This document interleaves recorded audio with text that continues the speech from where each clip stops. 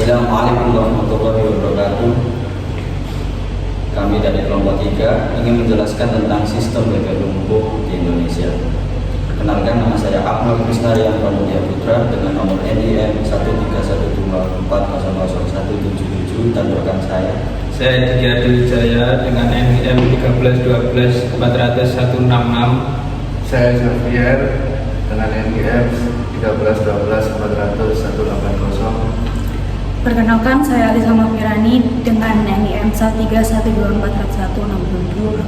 Saya Nora Hayani Daya Kaleba dengan NIM 13124000170. Ungkapan bebek lumpuh awalnya diterapkan di Inggris pada abad ke-18 untuk pengusaha bangkrut yang dianggap lumpuh seperti burung-buruan yang terluka karena ditembak. Pada tahun 1830-an, penggunaan telah diperluas ke pejabat yang layanannya telah diketahui tanggal pemberhentian. Sistem bebek lumpuh ini sendiri menggambarkan suatu kondisi di mana suatu sistem atau organisasi, terutama dalam konteks pemerintahan atau manajemen, yang beroperasi secara tidak efisien.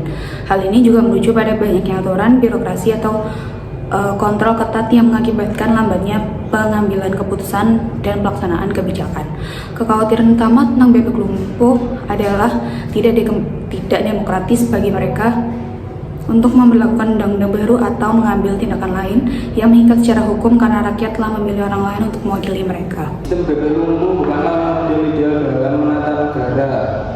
Ia hanyalah fase sementara. Biasanya muncul ketika kekuasaan sudah melemah atau menjelang transisi kepemimpinan, dan sistem BPL lumpuh bukan satu-satunya cara untuk menata negara, melainkan banyak sekali cara pendekatan yang bisa dilakukan. Salah satunya dengan pemanfaatan inovasi teknologi, yang dimana dengan adanya teknologi ini diharapkan dapat meningkatkan efisiensi dan transparansi dalam jalannya pemerintahan, sehingga dapat mendorong inovasi dalam bentuk pelayanan publik dan pengelolaan sumber daya yang lebih akurat. Selain itu, ada desentralisasi juga, yang dimana memberikan otonomi lebih kepada daerah untuk mengelola sumber daya, dan kebijakan lokal dari hal ini dapat meningkatkan responsivitas terhadap kebutuhan masyarakat setempat. Untuk menjawab apakah sistem bebek lumpuh itu baik atau tidak, kita perlu melihat kekurangan dan kelebihan dari fenomena tersebut. Meskipun sering dikritik, fenomena bebek lumpuh ini memiliki beberapa manfaat dalam konteks demokrasi. Yang pertama, menjaga stabilitas selama transisi, yaitu dalam sistem demokrasi penting untuk memastikan tidak ada kekosongan dalam kekuasaan. Dalam hal ini, fase bebek lumpuh memungkinkan pejabat yang masih menjabat untuk tetap menjalankan fungsi dasar negara, seperti menjaga keamanan, mengelola anggaran, atau menangani krisis mendadak. Yang kedua, ada bagian alami dari demokrasi, yang dimana bebek lumpuh adalah konsekuensi dari sistem demokrasi yang membatasi masa jabatan.